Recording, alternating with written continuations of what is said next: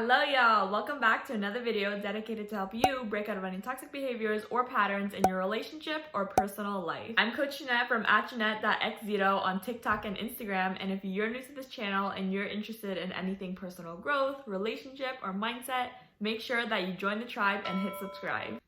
In today's video, we're going to be talking about people pleasing and how it's ruining your relationships. Now, there's different forms of people pleasing and it can show up in different symptoms such as always agreeing with everyone and having a hard time saying no, apologizing often for everything even though it's not your fault, and having a hard time with confrontation, feeling uncomfortable whenever someone's mad at you, and feeling responsible for other people's emotions. This can also be always putting yourself last and putting everyone's needs, wants, opinions above your own. You might be sensitive to criticism and always put high expectations for yourself. If you don't meet those expectations, you probably feel a lot of guilt and shame. Now, if any of the following sounded like you, I hear you and I know how exhausting being in this cycle can be. And as a former people pleaser myself, I know that a lot of these actions that we take come from a place of just wanting to feel seen, heard, understood, accepted, liked, and for other people to feel the same way as well. But the truth is, people pleasing only leads to self-sabotage and inauthentic relationships. Because when we're people pleasing, we put up this facade where we're being ingenuine. So we're not able to connect with others on that deeper level. And although you may feel like you're protecting yourself from your fears, it's actually a form of manipulation.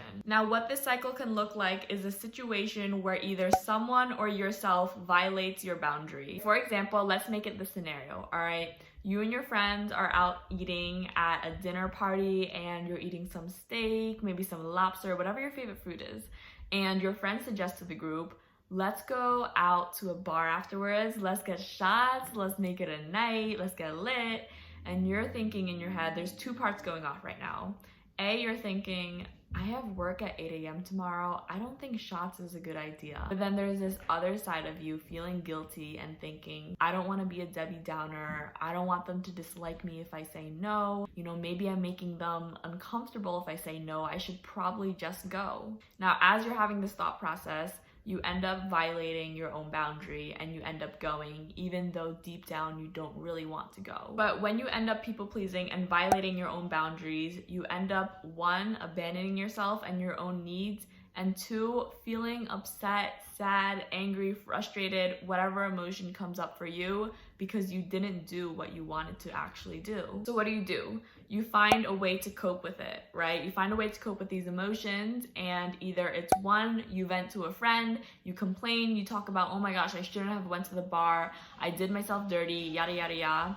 Or you two, start distancing yourself and withdrawing from the friend group because you don't feel like your values are aligning with theirs and you don't want to speak up about it, so you slowly start to feel annoyed and silently withdraw. Now, the truth is, when we people please, a lot of times we try to justify it in our mind and we tell ourselves, it's not a big deal, don't be so sensitive, it happened, whatever, let go, right?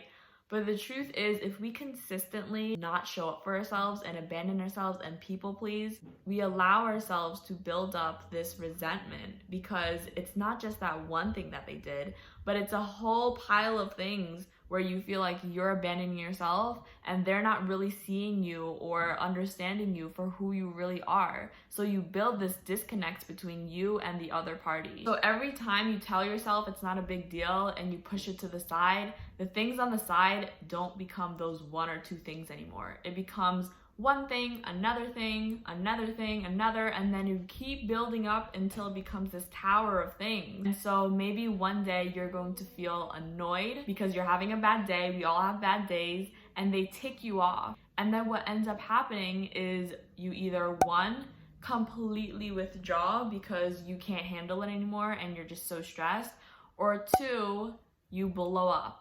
You yell at them, you use harsh words, you become this person that is not you at all, and you're shocked. And your friend might be shocked too, because they're thinking, why are you so ticked off about this one little thing that I did? But for you, it's not just that one little thing. It's everything that you push to the side, and now it's all coming out of that file cabinet, and you're thinking of all these things, but you start to feel guilty because you're like, wait, why did I blow up for that one little thing? That's not fair to them. So if that guilt sets in because the people-pleasing tendencies come in, you start to feel as if you have to overcompensate.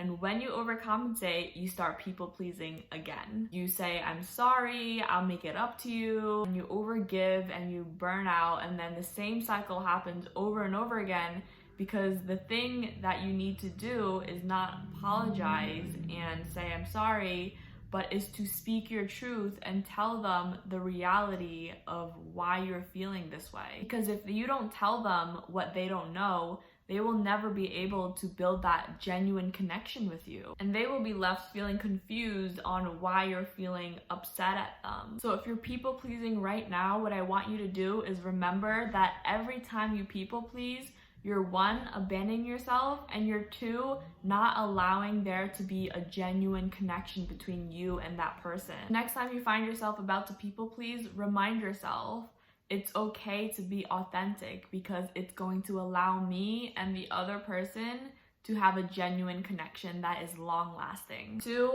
I allow myself to feel heard, seen, and understood with others by voicing out what I really need and want. When you start seeing people pleasing for what it really is, which is a barrier to healthy relationships, then you allow yourself to thrive. That's it for today's video. I hope it gave you some new perspective on being able to stop people pleasing and not violate your boundaries.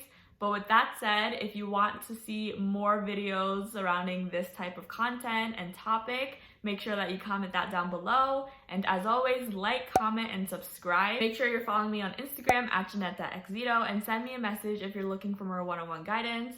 And if you're looking for a loving and supportive community, make sure you follow our lovely Facebook group, and you can send content requests on there as well. All the links will be in the description box below. But with that said, I'll see you in our next video, and as always, you got this.